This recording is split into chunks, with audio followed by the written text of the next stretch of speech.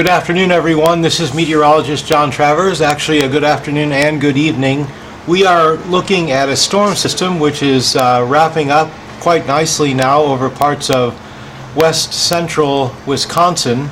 It is bringing along with it rain from central and northern Michigan all the way into parts of the western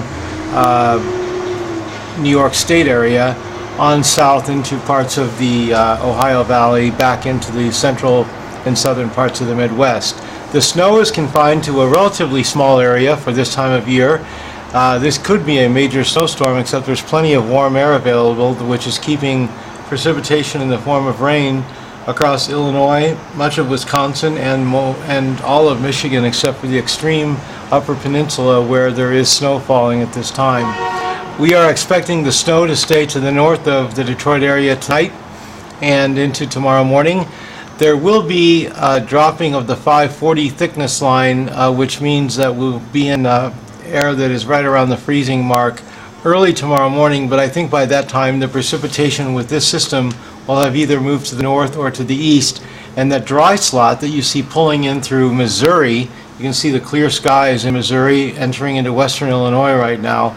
That is going to be the weather that we're going to be encountering. It's being forced by a jet stream that you can see actually pulling up too from the southwest. That's what we should be seeing tomorrow morning into the afternoon. Quite a lot of sunshine and certainly clearing skies on the back end of this storm. I want to go ahead and take a closer look at our satellite across the area. This is what you see every day on your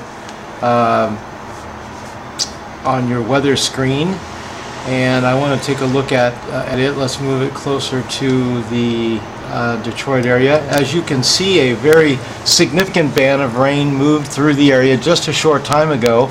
In fact, parts of the area north of us from around, well, let's just call it the Saginaw area, and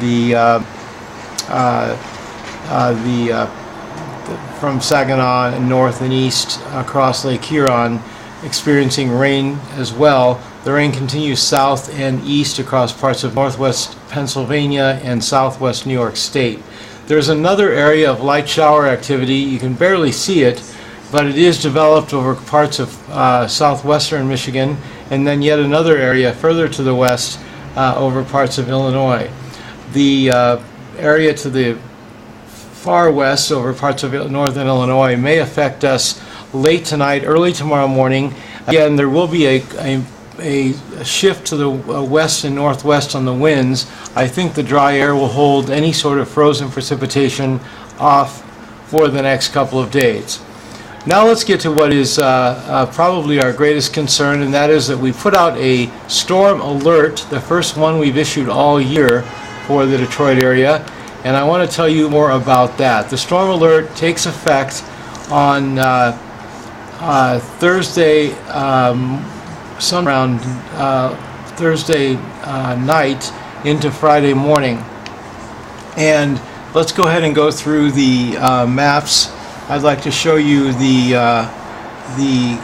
model that we call this is our Euro model, and the Euro model is just another of many models we look at to determine what to expect as we move forward. I'll take you quickly through these maps so you can see how this storm seems to wind up. The other model that we look at is the GFS model, and that gives us an indication as to how much cold air is available across the area, and we call it the 500 to 1,000 millibar thickness, which basically just shows how much cold air is available in a column of air and how deep that cold air is. Well, as we move toward the end of this week, there's plenty of cold air that's going to be moving out of Canada. In fact, the coldest air thus far this year.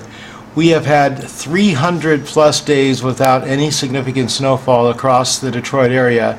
That is about to change, thank goodness, for our industry.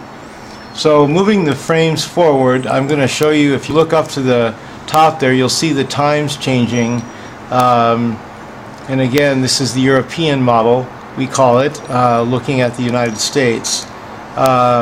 This is looking, well, this is the wrong time period. Let's get through this and move back to the very beginning, to our first frame, which let's start here. Frame forward. This is the this would be 8 o'clock tonight. So at 8 o'clock tonight, you see there's I'm sorry, that this would be noon today, and this would be 8 o'clock tonight. You see a storm system kind of where it is now over northeastern parts of Iowa. Let's see if we can fix this so you're in the same area, over northeastern parts of Iowa.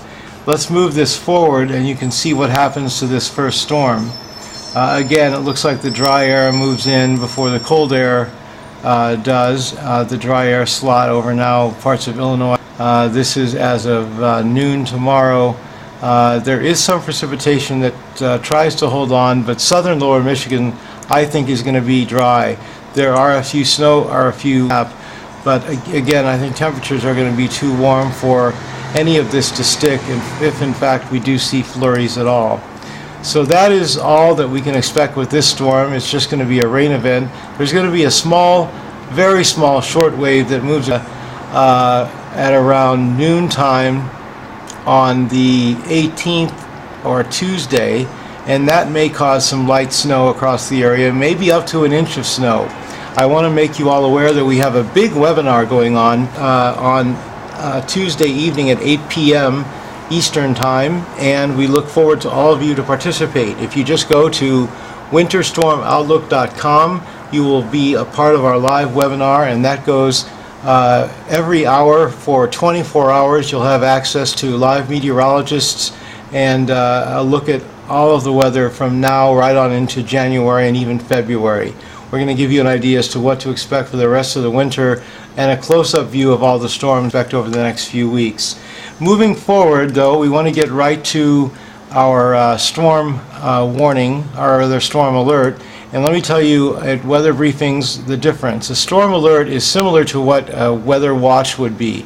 A storm alert indicates that we feel there is a high enough confidence in the forecast. We usually issue these 4 days in advance. In this case, we're doing it almost 6 days in advance because we have such a high level that this storm will probably occur. The storm alert is not specific in terms of accumulation, but we try to get as specific as possible. When we feel more confident and as we move toward these dates, we'll upgrade the storm alert to a storm warning. A storm warning can have up to 5 categories. A category 1 is a light event, all the way to a category 5, which is an extreme event, a blizzard and very heavy snow and or very heavy ice. But we are right now at the alert stage. Again, the first one that we've issued this year. Let's look at what happens on the evening of the 19th. You see the storm developing over southwestern Kansas. This is at midnight on the 20th. This storm has a wide precipitation field, a lot of snow falling from Kansas all the way into Missouri. The cold air has dropped down across central Missouri by this time. In fact, as we move further, we see the first bit of precipitation moving into the area at around 8 a.m. on the 20th, or that Thursday, this coming Thursday. That intensifies. We might see a quick switch over to rain Thursday. And then as we move into the evening on Thursday, we see that the storm really wraps up over the Chicago area and then moves north across Lake Michigan. The Euro has it moving into north across Lake Michigan. Either way, we are in the cold air by this point, and heavy snow is likely to be an occurrence as we move toward the 8 a.m. hour of the 21st of December. So probably around midnight, the 21st, we'll start seeing the snow develop. By 8 a.m. we should be in the thick of it, and we might see a significant snow event, the very first one in maybe close to a year. If we keep moving the models forward past into the moving it into the 22nd, we see that a low stalls out and keeps wrapping around northeastern Michigan, eventually moving into the northwest part of New York State. As that happens, the snow continues to progress and develop. This could be a long duration event, and while we're calling for maybe 3 to 6 inches of snow now, we may get inches of snow. So this leads us right into the end of the 23rd. It looks like Christmas is going to be dry for the most part, and yet another storm picks up on the 25th. By evening on the 25th, or I should say, evening on the 25th, we are going to have another low over south central Iowa, and that could bring rain and snow across the area by nighttime on Christmas, and certainly by midnight. We're going to have to watch the rain-snow line with each one of these storms. Again, we have a storm alert in effect from around midnight on the 20th until around 6 p.m. on the 21st. It's a long duration snow event, 3 to 6 inches, maybe 7 or 8 inches, depending on how strong the storm is and how long it lasts. We will keep you posted through the rest of the evening, and we will have updates on the storm alert tomorrow. Thank you very much. I'm meteorologist John Travers for weatherbriefings.com.